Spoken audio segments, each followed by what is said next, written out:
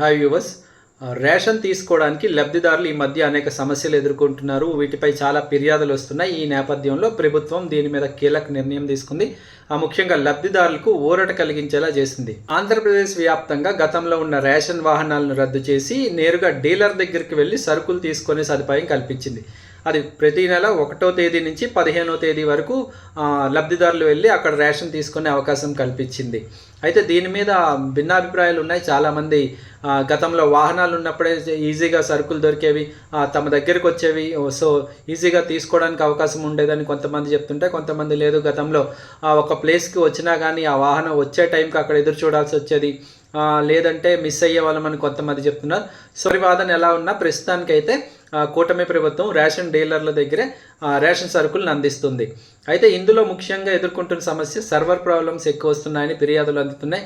తీసుకునే సమయంలో thumb impression వేసినప్పుడు సర్వర్ పనిచేయట్లేదు, సర్వర్ కనెక్ట్ అవ్వకపోవడంతో చాలా వరకు ఎదురు చూడాల్సి వస్తుంది అని ఫిర్యాదులు ఉన్నాయి. అయితే గతంలో కూడా వాహనాల దగ్గర రేషన్ ఇచ్చినప్పుడు కూడా ఈ సమస్యలు ఉన్నాయి. చాలా వరకు నెట్వర్క్ సమస్యలతో చాలా సమయం అక్కడ ఎదురు చూడాల్సి వచ్చేది. సో ఇప్పుడు కూడా అవే సమస్యలు వస్తున్నాయి. అయితే అప్పుడు ఇంటి దగ్గర వాహనం ఉండడంతో కాసేపు వెయిట్ చేసినా పెద్దగా ఇబ్బంది ఉండదు, మళ్ళీ వెళ్ళి రావడానికి ఒక అవకాశం ఉంటుంది. సో రేషన్ డీలర్ దగ్గరికి అంత దూరం వచ్చి అంతసేపు నిలబడి సర్వర్ పనిచేయట్లేదని మళ్ళీ ఒకరోజు రావాలంటే ఇబ్బంది అని ఇలా చాలా చోట్ల ఎక్కువగా ఈ సర్వర్ సమస్యలు వస్తున్నాయి. ఈ సమస్యలన్నీ ఇప్పటికే ప్రభుత్వం దృష్టికి వచ్చే ఈ నేపథ్యంలో వాటికి చెక్ పెడుతూ కీలక నిర్ణయం తీసుకున్నారు. ఇకపై రేషన్ డీలర్ల దగ్గర ఇలాంటి సర్వర్ సమస్యలు వస్తే ఖచ్చితంగా వారికి రేషన్ ఇవ్వకుండా పంపించడానికి వీలు లేదని స్పష్టమైన ఆదేశాలు జారీ చేసింది ప్రభుత్వం.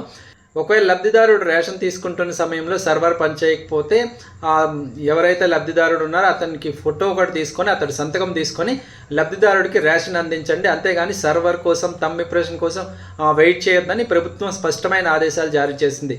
సో ఇకపై ఎలాంటి సమస్యలు వస్తే ఖచ్చితంగా ఫిర్యాదు చేసుకునే అవకాశం కూడా కల్పించింది.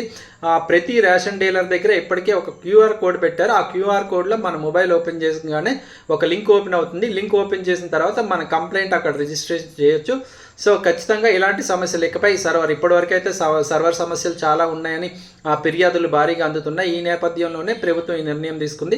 ఒకవేళ ఇప్పటికి కూడా సర్వర్ పనిచేయట్లేదు, థంబ్ పడలేదు, సో మీకు తర్వాత రండి అని చెప్పడానికి డీలర్కి అవకాశం లేదు. అలాంటి సమస్య వస్తే మీ ఫోటో తీసుకొని మీ సంతకం తీసుకొని మీకు వెంటనే రేషన్ ఇవ్వాల్సి ఉంటుంది. ఖచ్చితంగా ఇది రేషన్ లబ్ధిదారులకు ఒక గొప్ప ఊరట కల్పించే వార్త అనే చెప్పొచ్చు. సో చూడాలి ఈ సమస్య పూర్తిగా ఎంతవరకు పరిష్కారం అవుతుందన్నది.